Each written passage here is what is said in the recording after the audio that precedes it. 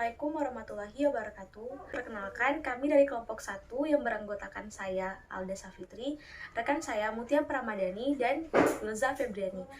Di sini kami akan menampilkan penelitian kami mengenai uji organoleptik tempe dari kacang kedelai dan tempe dari kacang merah. Baiklah, alasan kami untuk meneliti uji organoleptik tempe dari kacang kedelai dan kacang merah adalah tempe merupakan hasil bioteknologi khas dari Indonesia dengan bahan dasar kacang-kacangan.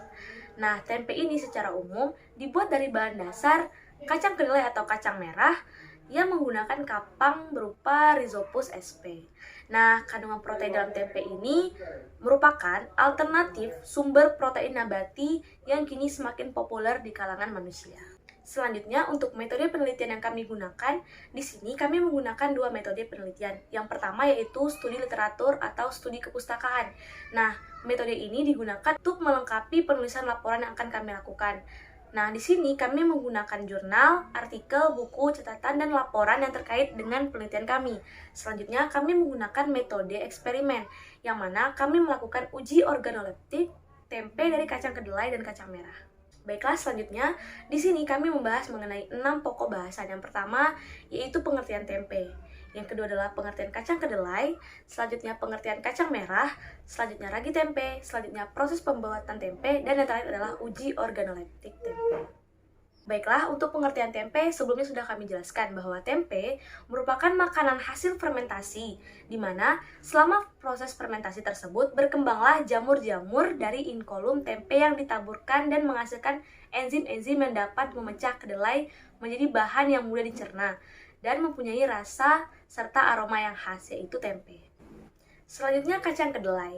Nah, kedelai ini merupakan tanaman pangan jenis kacang-kacangan yang biasa diolah masyarakat menjadi berbagai bentuk pangan olahan. Di dalam kedelai terdapat 3 jenis isoflavon seperti antioksidan, yaitu danzein, listein, dan genestein. Selanjutnya mengenai pengertian kacang merah.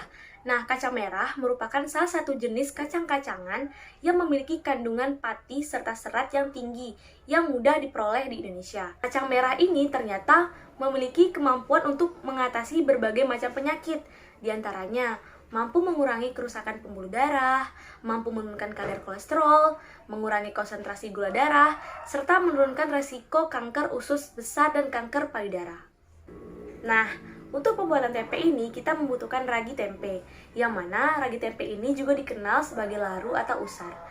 Yang mana ini merupakan kumpulan spora kapang yang digunakan untuk bahan pembibitan dalam pembuatan tempe.